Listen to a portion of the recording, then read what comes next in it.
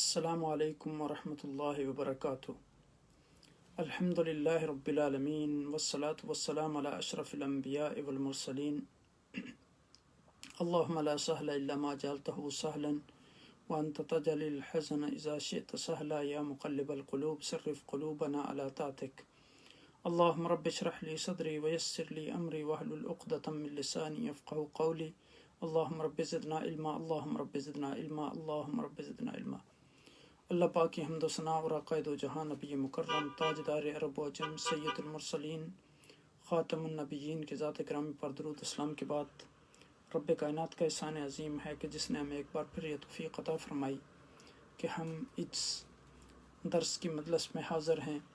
اللہ سبحانہ و تعالی رمضان المبارک کی ان مقدس اور بابرکت ساعتوں میں ہماری اس حاضری کو قبول فرمائے اور ہمارے روزے، ہمارے قیام اللیل، ہماری تراویح، ہماری افطاری، ہماری سحری کو اپنی بارگاہ میں قبول فرمائے اور رمضان المبارک کی مبارک ساعتوں میں ہمیں برکتوں، مغفرتوں اور آگ سے چھٹکارے کا پروانہ عطا فرمائے اور ہمارے دلوں کو اس ماہ مبین کی برکت سے منور فرمائے۔ قال اللہ تبارک و تعالی فی القرآن المجید انا نحن نزلنا الذکر وانا لہ لحافظون۔ ہم نے اس قرآن حکیم کو نازل کیا اور ہم ہی اس کے محافظ ہیں۔ اب دیکھیں کہ اگر ہم قرآن کریم کی جمع و ترتیب اور اس کی تعلیم اور تعلم اور تفسیر اور بیان کا کام حضور نبی اکرم صلی اللہ علیہ وسلم کے زمانے میں دیکھیں تو شروع ہو گیا تھا۔ آپ نے تقریباً 13 صحابہ اکرام رضوان اللہ علیہم اجمعین کو وحی دیکھنے کے لیے جو ہے مقرر کیا تھا، وہ وحی لکھتے تھے، جن میں سیدنا ابوبکر صدیق رضی اللہ تعالیٰ عنہ، سیدنا عمر بن خطاب رضی اللہ تعالیٰ عنہ، عثمان بن عفان رضی اللہ تعالیٰ عنہ اور علی رضی اللہ تعالیٰ عنہم کے علاوہ حضرت زید بن ثابت، امیر معاویہ رضی اللہ تعالیٰ عنہ، حضرت زبیر رضی اللہ عنہم بھی شامل تھے۔ اور حضور نبی اکرم صلی اللہ علیہ وسلم کا طریقہ مبارکہ یہ تھا کہ جب وحی نازل ہوتی تو آپ ان صحابہ کو حکم فرماتے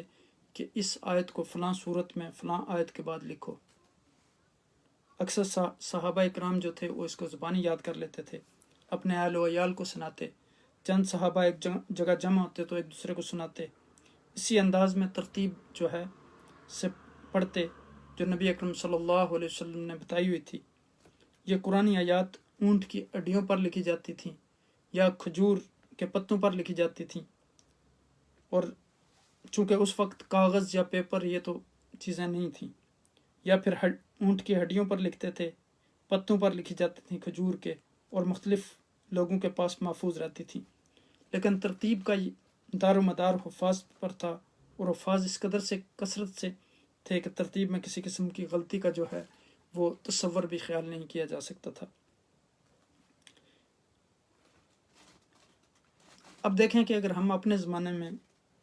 یعنی غور کریں، اگر چند حافظ جمع ہو کر قرآن کریم کا نسخہ یعنی تیار کریں تو اس میں کسی قسم کی کمی اور زیادتی کا وہم و گمان بھی نہ ہوگا۔ وہی نازل ہونے کے بعد نبی اکرم صلی اللہ علیہ وسلم نے اس کا مطلب و مفہوم بھی بیان فرمایا۔ آپ بیان فرما دیتے تھے کہ مثلا جب نماز کا حکم آیا تو طریقہ نماز اللہ کے رسول صلی اللہ علیہ وسلم نے بیان کر دیا۔ جب وضو کا حکم آیا تو عقائد و جہاں نبی اکرم صلی اللہ علیہ وسلم نے وضو کا طریقہ بتا دیا۔ اسی طرح جب تیمم کی اجازت ملی تو عقائد و جہاں نبی اکرم صلی اللہ علیہ وسلم نے تیمم کر کے امت کو سکھایا۔ غرض کے پورے قرآن کی تفسیر اور اس کی وضاحت نبی اکرم صلی اللہ علیہ وسلم کرتے تھے، زبانی طور پر بھی اور عملی طور پر بھی۔ آپ کا ہر ارشاد اور ہر عمل قرآن کی عملی تفسیر ہے، جس کو ہم حدیث کہتے ہیں۔ یہی قرآن کی تعلیم تھی۔ اس کے لیے آپ صلی اللہ علیہ وسلم نے ہجرت کی، مدینہ منورہ پہنچتے ہیں، پھر وہاں ایک یونیورسٹی قائم کی اصحاب صفہ کے لیے، اور جامعہ صفہ یعنی صفہ یونیورسٹی جسے کہتے تھے، یہ دنیا کی پہلی یونیورسٹی تھی۔ غرض کہ یہ ایک عام بات ہے کہ نبی اکرم صلی اللہ علیہ وسلم نے قرآن کی جمع و ترتیب، اس کی حفظ و تعلیم پر پوری توجہ فرمائی، اور صحابہ نے پورے جذبہ، شوق، ذوق کے ساتھ اس کام کو کیا۔ پھر اس یونیورسٹی کے جو اسٹوڈنٹ تھے، ان کے استاد حضور نبی اکرم صلی اللہ علیہ وسلم تھے، اور شاگرد صحابہ تھے جن کے بارے میں نبی اکرم صلی اللہ علیہ وسلم نے فرمایا الصحابی کالنجوم اذا اهتدیتم ما اهتدیتم، میرے صحابہ ستاروں کی مانند ہیں، ان میں سے جس کی بھی پیروی کرو گے کامیاب ہو جاؤ گے۔ فرمایا خیر القرون قرنی ثم الذین یلونہم ثم الذین یلونہم، سب سے بہتر زمانہ میرا زمانہ ہے، اس کے بعد پھر میرے بعد آنے والے میرے صحابہ، پھر اس کے بعد تابعین، تبع تابعین، اس طرح یہ سلسلہ۔ اور پھر آپ دیکھیں کہ یعنی صحابہ کرام کا جو مرتبہ تھا، آپ حضور نبی اکرم صلی اللہ علیہ وسلم سے ہر چیز سیکھتے تھے۔ کوئی بھی اگر اشکال ان کے سامنے آتی تو فوراً آقا دو جہاں نبی اکرم صلی اللہ علیہ وسلم کے سامنے سوال کرتے۔ یہ ایک عام بات ہے کہ نبی اکرم صلی اللہ علیہ وسلم نے قرآن کی جمع و ترتیب، اس کی حفظ و تعلیم پر پوری توجہ فرمائی، اور صحابہ نے پورے جذبے اور ذوق و شوق کے ساتھ اس کام کو پایا تکمیل تک پہنچایا۔ صفا یونیورسٹی کے طلبہ کا حال اور حدیث سیکھنے کے شوق اور اس کی مصروفیت کے سبب انہیں معاش حاصل کرنے کا خیال تک نہ آتا تھا۔ جب سیدنا ابو ہریرہ رضی اللہ تعالیٰ عنہ سے کسی نے پوچھا کہ آپ نے اتنی ساری حدیث پاک کس طرح روایت کی، تو انہوں نے فرمایا کہ جب لوگ کھیتی باڑی میں مشغول تھے، اپنے بیوی بچوں کے ساتھ مشغول تھے، اپنا بزنس کاروبار میں مشغول تھے، اس وقت میں آقا دو جہاں نبی اکرم صلی اللہ علیہ وسلم کی حدیثیں سیکھنے اور اکٹھی کرنے میں مصروف تھا۔ بہرحال قرآن کریم کے جامع اول، معلم اول، مفسر اول، یعنی سب سے بہتر قرآن آقا دو جہان نبی اکرم صلی اللہ علیہ وسلم نے پڑھا، سب سے اچھا قرآن آقا دو جہان نبی اکرم صلی اللہ علیہ وسلم نے پڑھایا، سب سے زیادہ قرآن پر اچھا عمل آقا دو جہان نبی اکرم صلی اللہ علیہ وسلم نے کیا، سب سے اچھا پیغام آقا دو جہان نبی اکرم صلی اللہ علیہ وسلم نے قرآن کا دوسرے لوگوں تک پہنچایا۔ آقا دو جہاں نبی اکرم صلی اللہ علیہ وسلم قرآن کی عملی تفسیر تھے، چونکہ دو میجر سورسز ہیں اسلام کے، قرآن اور سنت، تو گویا آقا دو جہاں نبی اکرم صلی اللہ علیہ وسلم جو تھے وہ قرآن کی جو بھی آیت اترتی اس کی تفسیر آپ صلی اللہ علیہ وسلم بیان فرماتے، اور قرآن کی بہت سب سے بہتر تفسیر جو ہے وہ تفسیر القرآن بالقرآن ہے، اس کے بعد تفسیر الحدیث بالحدیث ہے، اس کے بعد پھر صحابہ کے اقوال اور پھر باقی چیزیں، پھر یعنی جاہلی شاعری جو تھی اس سے استدلال اور یہ ساری چیزیں اس کے بعد آتی ہیں۔ اب دیکھیں یہاں کہ آپ کی ترتیب قرآن یعنی لوح محفوظ کی ترتیب کے عین مطابق ہے، اور آپ کی تفسیر قرآن مرضی الہی کے مطابق ہے، چونکہ رب کائنات نے ارشاد فرمایا کہ ما ینطق عن الہوی ان هو الا وحی یوحی، اور وہ رسول تو اپنی خواہش سے بولتے نہیں، ان کا بولنا نہیں ہے مگر وحی کے مطابق جو اس کی طرف سے کی جاتی ہے۔ نبی کی کسی بھی بات پر شک و شبہ کرنا جو ہے یہ جائز نہیں ہے، کیونکہ ان کی ہر بات وحی الہی ہوتی ہے، جو کچھ وہ بتاتے ہیں خدائی کی طرف سے ہوتا ہے، جو کچھ سکھاتے ہیں خدائی کی طرف سے ہوتا ہے۔ نبی کو خدا نے اس لیے مبعوث فرمایا کہ نبی وہ خدا کا کلام پڑھ کر سنا دے، اور پھر امت کا اس سے تعلق یہ نہ رہے، بلکہ ان کو خدا نے اپنی کتاب کا معلم بنا کر مبعوث فرمایا، یتلو علیہم آیاتہ ویزکیہم ویعلمہم الکتاب والحکمہ۔ یہ نبی اکرم صلی اللہ علیہ وسلم کا وظیفہ کہ آپ صلی اللہ علیہ وسلم اس کی آیتیں پڑھ کر سناتے ہیں اور ان کے دلوں کو پاک کرتے ہیں اور انہیں کتاب اور حکمت کی تعلیم دیتے ہیں۔ اب دیکھیں خدا چاہتا تو دین کی ہر چھوٹی بڑی بات اپنی کتاب میں بیان فرما دیتا، لیکن ایسا نہیں ہوا، کیونکہ خدا کی مرضی یہی ہے کہ امت ہمیشہ نبی صلی اللہ علیہ وسلم سے سیکھے۔ اسی لیے نبیوں کو انسانیت کی ہدایت کے لیے ہر قوم کے لیے نبی بھیجا گیا، اور آخر میں حضور نبی اکرم صلی اللہ علیہ وسلم کو خاتم النبیین بنا کر بھیجا گیا، اور آپ پر جو کتاب مبین نازل کی گئی، اس کتاب میں تمام آسمانی کتابوں کے احکامات جمع کر دیے گئے، اور آقا دو جہاں نبی اکرم صلی اللہ علیہ وسلم کو تمام انبیاء کے معجزات عطا کیے گئے۔ گویا آپ آخری نبی ہیں، اور جس طرح آپ آخری نبی ہیں اسی طرح آپ پر نازل ہونے والی کتاب قرآن بھی آخری کتاب ہے، جس کی حفاظت کا ذمہ رب کائنات نے خود اٹھایا ہے۔ اس کی ایک زیر زبر شد مد میں آج تک کوئی تبدیلی نہیں کر سکا۔ رب کائنات نے کفار کو چیلنج کیا کہ اس جیسی 3 صورتیں بنا کے لے آؤ، اس جیسی 10 صورتیں بنا کے لے آؤ، اس جیسی 1 صورت بنا کے لے آؤ، لیکن وہ عجز آ گئے۔ فرمایا وَإِن كُنتُمْ فِي رَيْبٍ مِّمَّا نَزَّلْنَا عَلَىٰ عَبْدِنَا فَأْتُوا بِسُورَةٍ مِّن مِّثْلِهِ وَادْعُوا شُهَدَاءَكُم مِّن دُونِ اللَّهِ إِن كُنتُمْ صَادِقِينَ۔ فرمایا کہ اگر تم اس دعوے میں سچے ہو، اس کتاب کے منزل من اللہ ہونے میں تمہیں شک ہے، تو پھر اس جیسی 1 صورت بنا کے لے آؤ اگر تم سچے ہو۔ پھر آگے نفی کر دی کہ تم نہیں کر سکتے، ہرگز نہیں کر سکتے، اور اگر نہیں کر سکتے تو پھر اس آگ سے ڈرو جس کا ایندھن لوگ اور پتھر ہوں گے، جو کافروں کے لیے تیار کی گئی ہے۔ تو قرآن حضور نبی اکرم صلی اللہ علیہ وسلم کا معجزہ خالدہ ہے۔ قرآن کتاب ہدایت ہے، قرآن لوگوں کے لیے شفا ہے، قرآن روشنی ہے، اور قرآن میں جو ہے یہ انسانوں کے لیے ضابطۂ حیات ہے۔ جو لوگ اس کتاب پر عمل کریں گے وہ قیامت والے دن جنت کے مستحق ٹھہریں گے، اور جو اس کا انکار کریں گے وہ جہنم کا ایندھن بنیں گے۔ پھر یہاں دیکھیں کہ اس میں شک نہیں کہ قرآن کی حقیقت تفسیر وہی ہے جو آقا دو جہاں نبی اکرم صلی اللہ علیہ وسلم نے کر دی۔ نیز قرآن کی جمع و ترتیب کا جو دور اول وہی ہے جو نزول قرآن کا دور تھا۔ 23 سال کے اسی دور میں اس قدر کام ہوا، اس سے زیادہ ممکن نہ تھا۔ باقی کام کی تکمیل پھر ان حضرات صحابہ کرام رضوان اللہ علیہ مجمعین نے کی، جن کے طریقہ کو اپنانے کا خود حکم صاحب قرآن نبی اکرم تاجدار عرب و عجم سید المرسلین خاتم النبیین صلی اللہ علیہ وسلم نے دیا تھا، کیونکہ ان کا طریقہ آپ کے طریقہ سے علیحدہ یا مختلف ہو ہی نہیں سکتا۔ اس لیے آقا دو جہاں نبی اکرم صلی اللہ علیہ وسلم نے فرمایا علیکم بسنتی و سنت خلفاء الراشدین، تم پر لازم ہے کہ میری اور میرے خلفاء کی سنت پر عمل کرو۔ اور ایک اس زمانے کے بارے میں شاید آقا دو جہاں نبی اکرم صلی اللہ علیہ وسلم نے فرمایا تھا کہ من تمسک بسنتی عند فساد امتی فلہ اجر 100 شہید، جس نے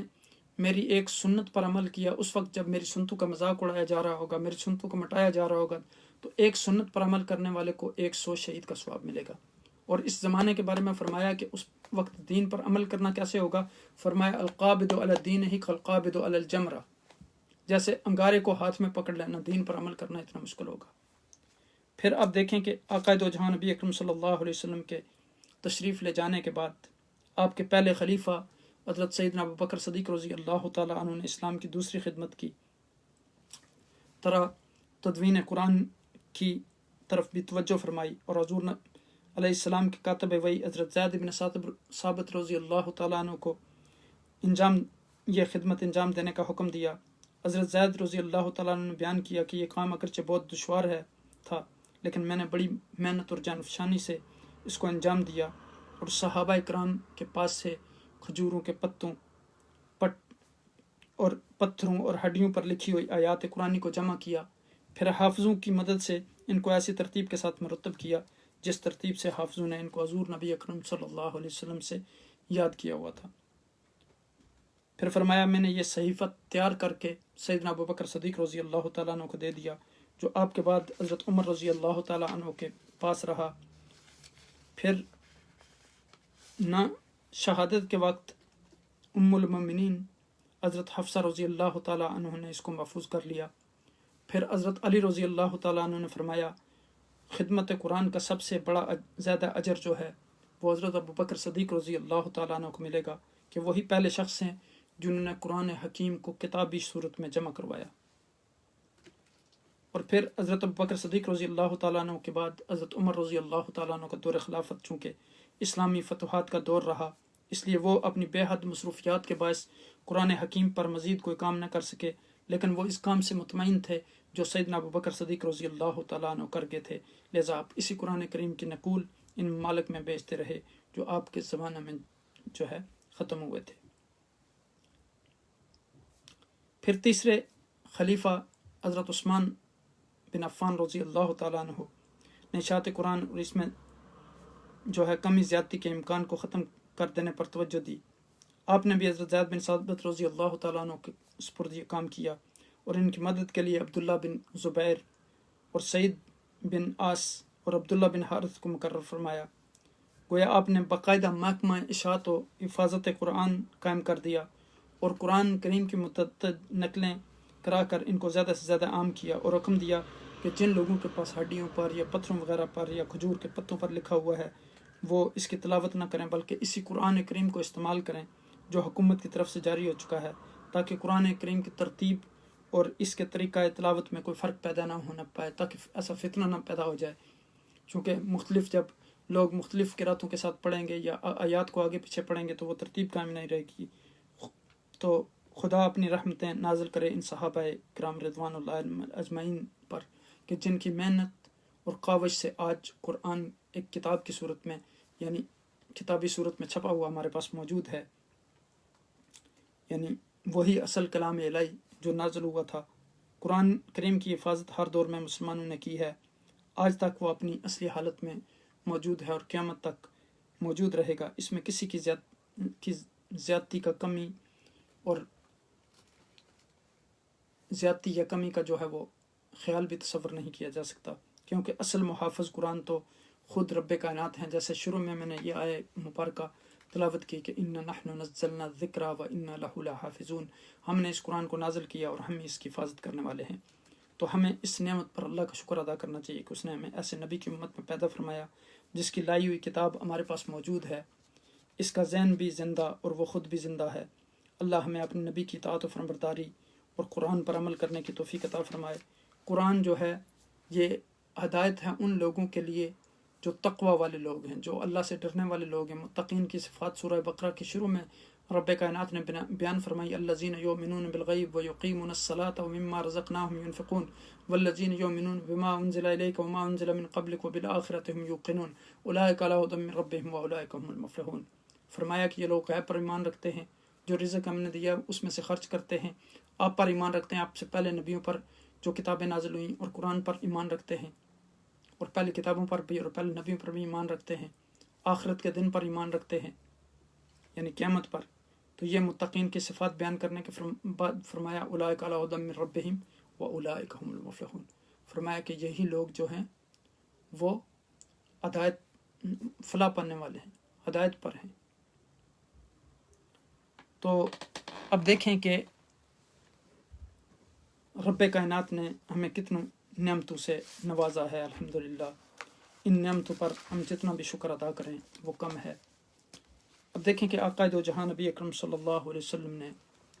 ہمیں حدیث پاک میں یہ حکم دیا کہ ہم سحری کو کریں۔ ان انس قال قال رسول اللہ صلی اللہ علیہ وسلم تساحروا فإن فی السحور برکہ۔ حضرت انس رضی اللہ تعالیٰ عنہ کہتے ہیں کہ آقا دو جہاں نبی اکرم صلی اللہ علیہ وسلم نے فرمایا سحری کیا کرو، چونکہ سحری جو ہے یہ باعث برکت ہے۔ یعنی چاہے آپ ضروری نہیں کہ پیٹ بھر کے 2-4 روٹیاں کھائیں گے، تو پھر سحری آپ چند کھجوریں بھی کھا لیں، پانی کا گلاس پی لیں تو اس میں بھی برکت ہے۔ پھر آپ نے فرمایا کہ ان ابن عمرو بن عاص قال قال رسول اللہ صلی اللہ علیہ وسلم فصل ما بین صیامنا و صیام اہل الکتاب اکلۃ السحر، یعنی ہمارے اور اہل کتاب کے درمیان جو فرق ہے روزے کا، وجہ امتیاز ہے وہ سحری ہے۔ تو یہود و نصارہ رات کو سو جانے کے بعد کھانا آرام سمجھتے تھے، اور ابتداء اسلام میں بھی یہی حکم تھا، پھر یہ حکم بدل گیا۔ پھر آقا دو جہاں نبی اکرم صلی اللہ علیہ وسلم نے افطاری میں جلدی کرنے کا حکم دیا۔ فرمایا کہ انصال قال قال رسول اللہ صلی اللہ علیہ وسلم لا یزال الناس بخیر ما اجلوا الفطر۔ حضرت سال رضی اللہ تعالیٰ عنہ کہتے ہیں کہ آقا دو جہاں نبی اکرم صلی اللہ علیہ وسلم نے فرمایا کہ لوگ خیر پر ہیں ہمیشہ جب تک افطار میں جلدی کریں گے، یعنی غروب آفتاب کے بعد فوراً افطاری کریں گے۔ یہ نہیں کہ بعض اوقات اس جلدی کی حدیث کو لیتے ہوئے بعض اوقات لوگ ایسا کرتے ہیں کہ ابھی سورج موجود ہوتا ہے تو وہ افطاری شروع کر دیتے ہیں، تو یہ درست عمل نہیں ہے، اس پہ سزا بھی ملے گی۔ پھر فرمایا کہ ان عمر قال قال رسول اللہ صلی اللہ علیہ وسلم اذا اقبل اللیل من ها هنا وادبر النهار من ها هنا وغربت الشمس فقد افطر الصائم۔ حضرت عمر رضی اللہ تعالیٰ کہتے ہیں رسول اکرم صلی اللہ علیہ وسلم نے فرمایا کہ ادھر مشرق سے رات کی آمد ہو اور ادھر سے دن مغرب کی جانب سے تو ہو جائے اور غروب ہو جائے تو بس روزہ دار روزہ افطار کر لے. یہ بخاری اور مسلم شریف کی حدیث ہے. پھر فرمایا کہ ان ابی ہریرہ قال قال رسول اللہ صلی اللہ علیہ وسلم عن الوصال فی الصوم فقال له رجل انك تواصل یا رسول اللہ قال وایکم مثلی انی ابیت یطعمنی ربی ویسقینی. متفق علیہ. یہ حدیث یعنی امام بخاری اور امام مسلم اس پر متفق ہیں. حضرت ابو ہریرہ رضی اللہ تعالیٰ عنہ کہتے ہیں رسول اکرم صلی اللہ علیہ وسلم نے منع فرمایا ہے کہ روزہ پر روزہ رکھنے سے یعنی اس طرح کے درمیان میں افطار نہ کرے. ایک شخص نے کہا یا رسول اللہ صلی اللہ علیہ وسلم آپ تو روزہ پر روزہ رکھتے ہیں. آپ صلی اللہ علیہ وسلم نے فرمایا تم میں سے کون ہے جو مجھ جیسا ہے؟ میں رات کو اس طرح گزارتا ہوں کہ میرا رب مجھ کو کھلاتا اور پلاتا ہے. پھر روزے کی نیت کب کی جائے اس کے بارے میں آقا دو جہاں نبی اکرم صلی اللہ علیہ وسلم نے فرمایا ان حفصۃ قال رسول اللہ صلی اللہ علیہ وسلم من لم یجمع الصیام قبل الفجر فلا صیام له. رواه الترمذی و ابو داود و النسائی و دارمی وقال ابو داود وقفہ علی حفصہ معمر و زبیدی و ابن عیینہ و یونس الابلی کلہم عن الزہری. حضرت حفصہ رضی اللہ تعالیٰ عنہ کہتے ہیں کہ آقا دو جہاں نبی اکرم صلی اللہ علیہ وسلم نے فرمایا کہ جو شخص فجر سے پہلے روزہ کی نیت نہ کرے اس کا روزہ نہیں ہے. اس کو امام ترمذی نے، امام ابو داود نے، امام نسائی نے، امام دارمی سب نے روایت کیا. اور ابو داود نے کہا کہ اس کو معمر، زبیدی، ابن عیینہ اور یونس ایلی نے حفصہ رضی اللہ تعالیٰ عنہ پر موقوف کیا اور ان سب نے زہری سے اس حدیث پاک کو رضی اللہ تعالیٰ عنہ سے روایت کیا ہے. پھر سحری کا آخری وقت جو ہے فرمایا کہ نبی ہریرہ قال قال رسول اللہ صلی اللہ علیہ وسلم اذا سمع النداء احدکم والاناء فی یدہ فلا یدعه حتی یقضی حاجتہ منہ. حضرت ابو ہریرہ رضی اللہ تعالیٰ عنہ نے ارشاد فرمایا کہ تم میں سے کوئی فجر کی اذان کی آواز سنے اور اس کے ہاتھ میں پانی کا برتن ہو تو پانی کو اس وقت تک ہاتھ سے نہ رکھے جب تک اپنی ضرورت کو پورا نہ کرے، یعنی پانی پی نہ لے. پھر اگلی حدیث میں فرمایا کہ وقت ہو جانے پر افطار میں جلدی کی فضیلت بیان فرمائی. قال قال رسول اللہ صلی اللہ علیہ وسلم قال اللہ تعالی ابو عبادی علیہ اجلہم فطرا. رواہ الترمذی. فرمایا کہ حضرت ابو ہریرہ رضی اللہ تعالیٰ عنہ کہتے ہیں رسول اکرم صلی اللہ علیہ وسلم نے فرمایا کہ خداوند تعالیٰ نے کہا کہ اے میرے بندوں میں سب سے زیادہ پیارا بندہ مجھے وہ ہے جو روزہ افطار کرنے میں جلدی کرتا ہے. پھر روزہ کس چیز سے افطار کیا جائے اس کے بارے میں بھی آقا دو جہاں نبی اکرم صلی اللہ علیہ وسلم نے فرمایا کھجور اور پانی جو ہیں وہ باعث برکت ہیں. ان سلمان بن عامر قال قال رسول اللہ صلی اللہ علیہ وسلم اذا افطر احدکم فلیفطر علی تمر فإنه برکۃ فإن لم یجد فلیفطر علی ماء فإنه طہور. رواہ احمد والترمذی وابو داود وابن ماجہ ودار ولم یذکر فإنه برکہ غیر ترمذی. حضرت سلمان رضی اللہ تعالیٰ عنہ کہتے ہیں کہ رسول اکرم صلی اللہ علیہ وسلم نے ارشاد فرمایا جو شخص تم میں سے روزہ افطار کرنا چاہے اس کو چاہیے کہ وہ کھجور سے روزہ افطار کرے، اس لیے کہ کھجور برکت کا سبب ہے. اگر کھجور نہ ملے تو پانی سے افطار کرے، اس لیے کہ پانی پاک کرنے والا ہے. پھر فرمایا کہ حضرت نبی اکرم صلی اللہ علیہ وسلم کی افطاری جو ہے وہ کیسی ہوتی تھی. عن انس قال قال النبی صلی اللہ علیہ وسلم یفطر قبل ان یصلی علی رطبات فإن لم تکن رطبات فتمرات فإن لم تکن تمرات حسوات من الماء. حضرت انس رضی اللہ تعالیٰ عنہ کہتے ہیں کہ نبی اکرم صلی اللہ علیہ وسلم نماز سے پہلے تازہ کھجوروں سے روزہ افطار کرتے. اگر تازہ کھجوریں نہ ہوتیں تو پھر خشک کھجوروں سے افطار کرتے. اگر خشک کھجوریں نہ ہوتی تو پھر چند چلو جو ہے پانی سے افطار کرتے تھے. اس کو ترمذی اور ابو داؤد نے روایت کیا. پھر عقائد و جہاں نبی اکرم صلی اللہ علیہ وسلم نے اس شخص کو بشارت دی جو دوسروں کو روزہ افطار کرواتا ہے. فرمایا کہ ان زید بن خالد قال قال رسول اللہ صلی اللہ علیہ وسلم من فطر صائما او جہز غازیا فلہ مثل اجر. حضرت زید بن خالد رضی اللہ تعالیٰ عنہ کہتے ہیں کہ رسول اکرم صلی اللہ علیہ وسلم نے فرمایا جو شخص روزہ دار کو افطار کروائے یا کسی غازی کا سامان درست کرے تو اس کو اسی کے برابر ثواب ملے گا۔ اس کو امام بہقی اور شرح السنہ میں اس کو محی سنہ نے بھی روایت کیا ہے اور کہا ہے کہ یہ حدیث جو ہے صحیح ہے۔ افطار کے وقت آقا دو جہاں نبی اکرم صلی اللہ علیہ وسلم جو دعا پڑھتے تھے،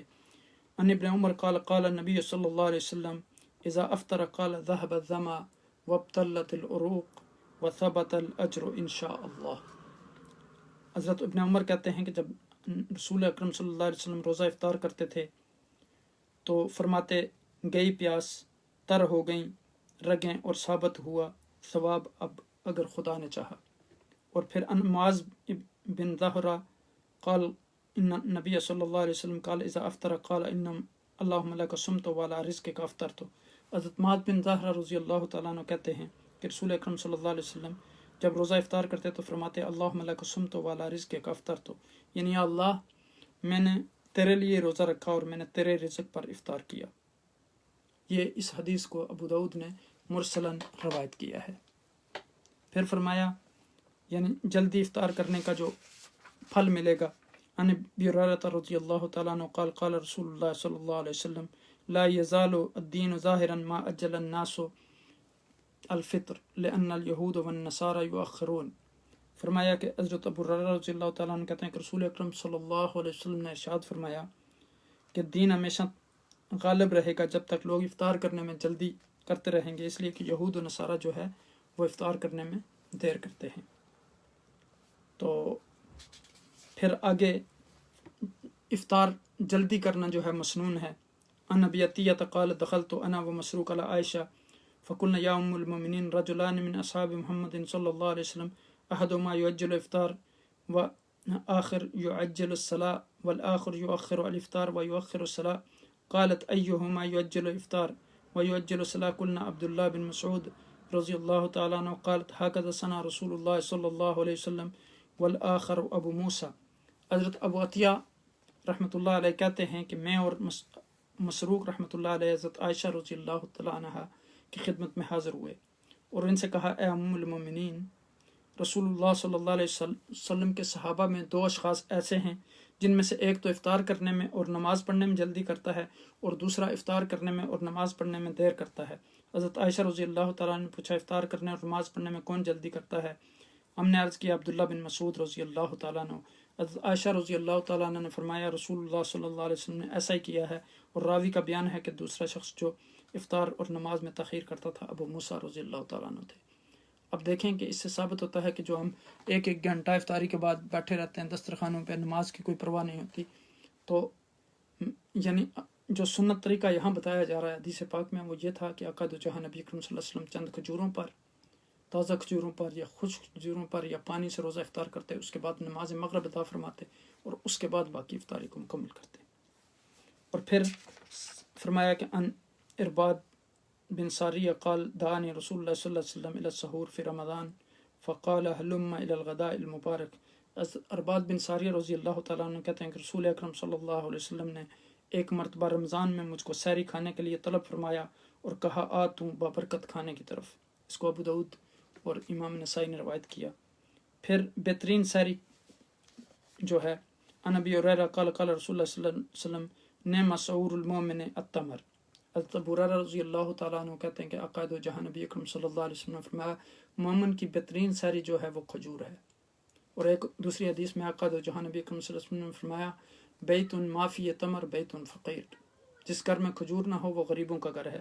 تو اللہ سبحانہ تعالیٰ ہمیں رمضان مبارک کی ان مقدس ساعتوں میں رمضان مبارک کی قدر کرنے کی توفیق عطا فرمائے اور ہمیں یہ توفیق عطا فرمائے کہ ہم رمضان کے روزے صحیح طریقے سے رکھیں۔ یہ آخری لمحات میں ہم اللہ سبحانہ تعالیٰ کے حضور میں اپنی دعائیں مانگیں، قرآن کی تلاوت کریں، قیام اللیل کریں، تراویح پڑھیں اور اپنے روزے کی حفاظت کریں، صدقہ و خیرات کریں تاکہ ہمیں اللہ تعالیٰ کی قربت نصیب ہو۔ اور جب رمضان مبارک کے اختتام پر اللہ سبحانہ تعالیٰ ہمیں تقوی کی ڈگری عطا فرمائیں۔ آگے انشاءاللہ ہم یہ جو ہے ہم نے ریاض 40 کے بعد ہم نے جو ہے سنن ترمذی شروع کی ہے، مشکات شریف سے یہ حدیثیں ہیں۔ تو الحمدللہ یعنی اس کی یہ جو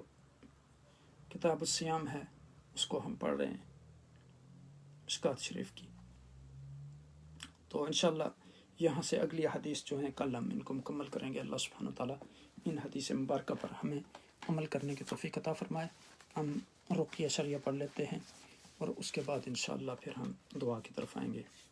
اللہم صلی علی سیدنا محمد وعلی آل سیدنا محمد کما صلیت علی سیدنا ابراہیم وعلی آل سیدنا ابراہیم وبارک علی سیدنا محمد وعلی آل سیدنا محمد کما بارکت علی سیدنا ابراہیم وعلی آل ابراہیم فی العالمین انک حمید مجید. اللہم صلی علی سیدنا محمد الفاتح لما اغلق والخاتم لما سبق ناصر الحق بالحق والہادی الی صراطک المستقیم وعلی آلہ وصحبہ حق قدرہ ومقدارہ العظیم. وننزل من القرآن ما هو شفاء ورحمة للمؤمنين ويشفي صدور قوم مؤمنين وشفاء لما في صدور.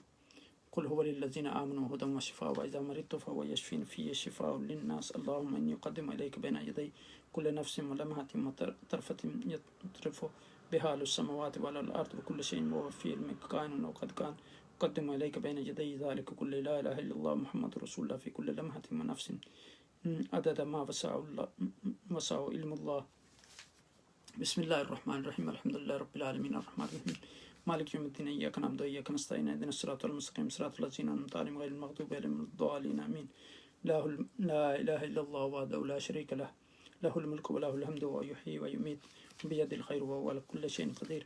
بسم الله الرحمن الرحيم الله لا إله إلا هو الحي القيوم لا تأخذه سنة ولا نوم له ما في السماوات وما في الأرض من ذا الذي يشفع عنده إلا بإذنه يعلم ما بين أيديهم وما خلفهم ولا يحيطون بشيء من علمه إلا بما شاء وسع كرسيه السماوات والأرض ولا يؤوده حفظهما وهو العلي العظيم. لا إكراه في الدين قد تبين الرشد من الغي فمن يكفر بالطاغوت ويؤمن بالله فقد استمسك بالعروة الوثقى لا انفصام لها والله سميع عليم. الله ولي الذين آمنوا يخرجون من الظلمات إلى النور والذين كفروا أولياءهم الطاغوت يخرجون من النور إلى الظلمات أولئك أصحاب النار هم فيها خالدون. بسم الله الرحمن الرحيم الف لام ميم ذلك الكتاب لا ريب فيه هدى للمتقين الذين يؤمنون بالغيب ويقيمون الصلاة مما رزقناهم ينفقون والذين يؤمنون بما أنزل إليكم وما أنزل من قبلكم بالآخرة هم يوقنون أولئك على هدى من ربهم وأولئك هم المفلحون. لله ما في السماوات وما في الأرض وإن تبدوا ما في أنفسكم وتخفوه يحاسبكم به الله فيغفر لمن يشاء ويعذب من يشاء والله على كل شيء قدير. آمن الرسول بما أنزل إليه من ربه والمؤمنون كلنا آمن بالله وملائكته وكتبه ورسله لا نفرق بين أحد من رسله وقالوا سمعنا وأطعنا غفرانك ربنا وإليك المصير. لا يكلف الله نفسا إلا وسعها ما كسبت وعليها ما اكتسبت ربنا لا تؤاخذنا إن نسينا وأخطأنا ربنا ولا تحمل علينا إصرا كما حملته على الذين من قبلنا ربنا ولا تحملنا ما لا طاقة لنا به واعف عنا واغفر لنا وارحمنا أنت مولانا فانصرنا على القوم الكافرين. قل هو الله أحد الله الصمد لم يلد ولم يولد ولم يكن له كفوا أحد. قل أعوذ برب الفلق من شر ما خلق من شر غاسق إذا وقب من شر النفاثات في العقد من شر حاسد إذا حسد. بسم الله الرحمن الرحيم قل أعوذ برب الناس ملك الناس إله الناس من شر الوسواس الخناس الذي يوسوس في صدور الناس من الجنة والناس. حسبنا الله ونعم الوكيل حسبي الله لا إله إلا هو عليه توكلت وهو رب العرش العظيم. سبحان الله وبحمده لا قوة إلا بالله ما شاء الله كان وما لم يشاء لم يكن. الله أعلم أن الله على كل شيء قدير وأن الله قد أحاط بكل شيء عليم ما علما. بسم الله آمنت بالله اعتصمت بالله وتوكلت على الله لا حول ولا قوة إلا بالله لا حول ولا قوة إلا بالله العلي العظيم. بسم الله الذي لا يضر مع اسمه شيء في الأرض ولا في السماء والسميع العليم. بسم الله الذي لا يضر مع اسمه شيء في الأرض ولا في السماء والسميع العليم. سبحان الله وبحمده سبحان الله العظيم سبحان الله وبحمده سبحان الله العظيم سبحان الله وبحمده سبحان الله العظيم وبحمده لا قوة إلا بالله. أعوذ بكلمات الله التامة من شر ما خلق. أعوذ بكلمات الله التامة من شر ما خلق ما شاء الله لا قوة إلا بالله. اللهم أنت ربي لا إله إلا أنت عليك توكلت وأنت رب العرش العظيم ما شاء الله كان وما لم يشاء لم يكن ولا حول ولا قوة إلا بالله العلي العظيم. أعلم أن الله على كل شيء قدير وأن الله قد أحاط بكل شيء علما. اللهم إني أعوذ بك من شر نفسي ومن شر كل ضابة أنت آخذ بالناصية إن ربي على صراطك المستقيم. اللهم إني أنت ربي لا إله إلا أنت خلقتني وأنا عبدك وأنا على عهدك ووعدك ما استطعت. أعوذ بك من شر ما صنعت وأبوء لك بنعمتك علي وأبوء بذنبي فاغفر لي فإنه لا يغفر الذنوب إلا أنت. أستغفر الله العظيم الذي لا إله إلا هو الحي القيوم وأتوب إليه. الله لا إله إلا هو الحي القيوم لا تأخذه سنة ولا نوم له ما في السماوات وما في الأرض من ذا الذي يشفع عنده إلا بإذنه يعلم ما بين أيديهم وما خلفهم لا يحيطون بشيء من علمه إلا بما شاء وسع كرسيه السماوات والأرض ولا يؤوده حفظهما العظيم. اللهم صل على وسلم وبارك على سيدنا محمد وعلى آله وصحبه صلاة وعبد قلت حيلته ورسول الله وسيلته أنت لها يا إلهي ولكل كرب عظيم ففرج عنا ما نحن فيه بسر بسم الله الرحمن الرحيم استغفر الله العظيم الذي لا إله إلا هو ولي القيوم غفار الذنوب ذا الجلال والإكرام وأتوب إليه من جميع المعاصي كلها والذنوب والآثام من كل ذنب أذنبته عمدا وخطأ ظاهرا وباطنا قولا وفعلا في جميع ركعات وسكنات وخطرات وأنفاس كلها دائما أبدا سرمدا من الذنب الذي يعلم من الذنب الذي لا يعلم عددا ما أحاط به العلم ووسعه الكتاب وحتى وخطه القلم وعدد ما وجدته القدوة وخصصته الإرادة ومداد ذا كلمات الله كما ينبغي لجلال وجه ربنا وجماله وكماله وكما يحب ربنا ويرضى سبحان ربك رب العزة عما يصفون والسلام على المرسلين والحمد لله رب العالمين. یہ جو رقیہ شریعہ ہے یہ امام علوی مالکی رحمۃ اللہ علیہ سے ہے اور الحمدللہ اس میں بھی ہمیں اجازت ہے. ہمارے شیخ جو ہیں شیخ محمد اجان الحدید الرفائی وہ شیخ صاحب کے ڈائریکٹ شاگرد ہیں. اللہ سبحانہ وتعالی ہمیں یہ توفیق عطا فرمائیں کہ ہم رمضان مبارک کی قدر کر سکیں اور قرآن کی تلاوت کریں، قرآن کو سمجھیں، قرآن کے پیغام دوسرے لوگوں تک پہنچائیں، حدیث مبارکہ کو سمجھیں. اب ہم اپنے دلوں کو اللہ کی طرف متوجہ کرتے ہیں، دعا کے لیے اس کی بارگاہ میں ہاتھ اٹھاتے ہیں کہ اللہ سبحانہ وتعالی تمام بیماروں کو شفائے عاجلہ و کاملہ عطا فرمائے، بے روزگاروں کو روزگار عطا فرمائے، جو ہمارے پیارے ہم سے جدا ہو گئے ان کو جنت الفردوس میں اعلیٰ و عرفہ مقام عطا فرمائے، اور جو بے روزگار ہیں انہیں روزگار عطا فرمائے. الحمدللہ رب العالمین والصلاة والسلام علی اشرف الانبیاء والمرسلین. اللہم لا سہل الا ما جعلته سہلا وانت تجعل الحزن اذا شئت سہلا یا مقلب القلوب صرف قلوبنا على طاعتك.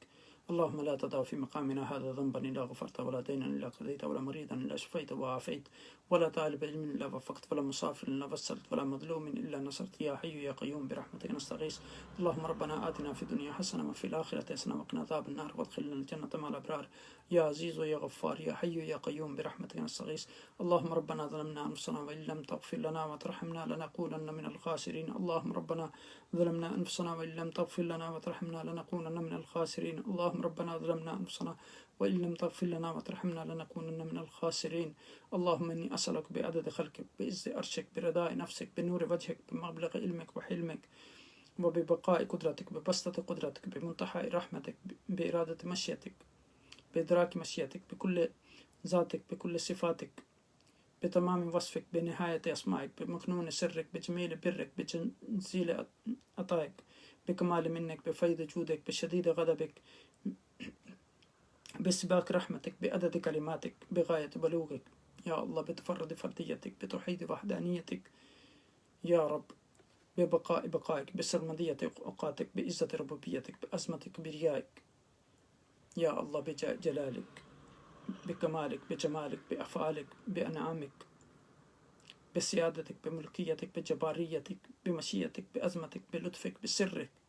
ببرك بإحسانك بحقك وبحق رحمتك وبحق محبوبك محمد صلى الله عليه وسلم أن تجعل لنا مخرجا فرجا مخرجا شفاء من العموم والبلاء والوباء والطعن والطاعون والأناء ومن جميع الأمراض والآفات والآفات والبليات في الدنيا والآخرة. اللهم اجمع قلوبنا على طاعتك واجمع أرواحنا على في جنتك واجمع نفوسنا على خشيتك وارزق كل معموم بالفرج وكل موصل باليسر وكل مروم بالذرية الصالحة وكل مديون بالقضاء دين وكل حزين بالفرح وكل مريض بالشفاء وكل ميت بالرحمة. اللهم آمين يا رب العالمين. اللهم إني أسألك بنورك الذي أشرقت له السماوات والأرض أن تجعل أحبتي في حرزك وحفظك وجوارك وتحت كنفك. اللهم ألبسهم ثياب الصحة والعافية وارزقهم من واسع رزقك وتقبل أعمالهم. اللهم ارزقنا الإخلاص في الدعوات والقبول في الطاعات